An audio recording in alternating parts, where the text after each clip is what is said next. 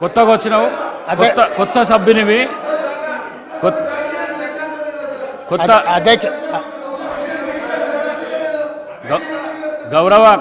గౌరవ కౌశిక్ రెడ్డి కొత్తగా వచ్చినావు నూతన సభ్యుడవు నువ్వు లీడర్ ఆఫ్ ది హౌస్ మాట్లాడేటప్పుడు గడబడి చేయకు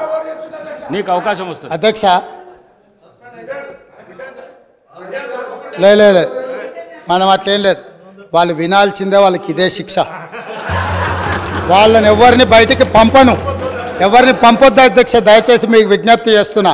వాళ్ళని ఇక్కడ కూర్చోబెట్టి కఠోరమైన నిజాలు వాళ్ళు వినడం ద్వారా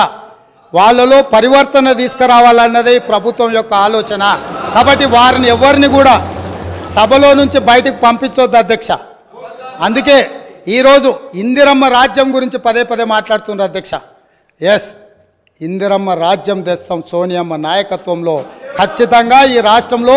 ఇందిరమ్మ రాజ్యం అంటే పేదలకు ఇందిరమ్మ ఇండ్లు ఇస్తాం భూమి లేని దళితుల గిరిజనులకు అసైన్మెంట్ భూములు ఇస్తాం పోడు భూముల పట్టాలు ఇస్తాం పేదలు చదువుకునే విద్యార్థులకు ఫీజు రియంబర్స్మెంట్ ఇస్తాం వైద్యం అందించలేని నిరుపేదలకు ప్రాణాలు పోతుంటే కుటుంబ సభ్యులుగా ఆదరించి రాజీవ్ ఆరోగ్యశ్రీ పథకాన్ని అందుబాటులోకి తీసుకొస్తాం ఇందిరమ్మ రాజ్యం అంటే మైనారిటీలకు సచార్ కమిటీ నివేదిక ప్రకారం దళితులతో సమానంగా వాళ్ళు ఇబ్బందులను ఎదుర్కొంటున్నారంటే మైనారిటీలకు 4% రిజర్వేషన్ ఇస్తాం అధ్యక్ష ఇందిరమ్మ రాజ్యం అంటే ఈ సమాజంలో ఉన్న ప్రతి ఒక్కరి యొక్క హక్కులను కాపాడుతాం ఇందిరమ్మ రాజ్యంలో మహిళలకు మహాలక్ష్మి ద్వారా 2500 రూపాయలు వాళ్ళ ఖాతాలో వేస్తాం 500 రూపాయలకే సిలిండర్ వాళ్ళకి ఇస్తాం అదేవిధంగా ఇందిరమ్మ రాజ్యంలో వాళ్లకు ఉచితంగా బస్సులో ప్రయాణం చేసే అవకాశాన్ని కల్పిస్తాం ఇంకా చాలా విషయాలు ఇందిరమ్మ రాజ్యం గురించి చెప్పాల్సిన ఉన్నాయి అవి చివర్లో చెప్తా అధ్యక్ష ఈరోజు కేటీఆర్ గారు మాట్లాడుతూ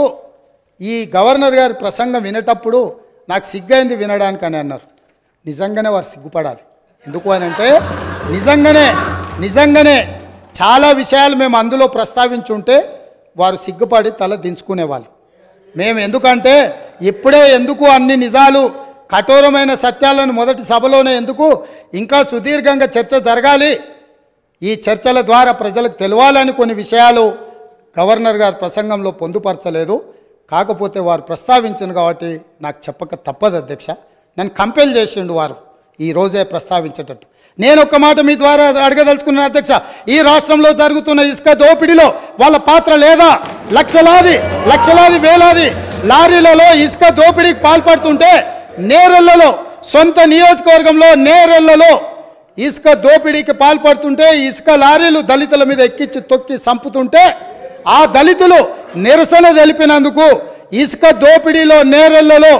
నిరసన తెలిపిన దళితులను పోలీసులను పెట్టి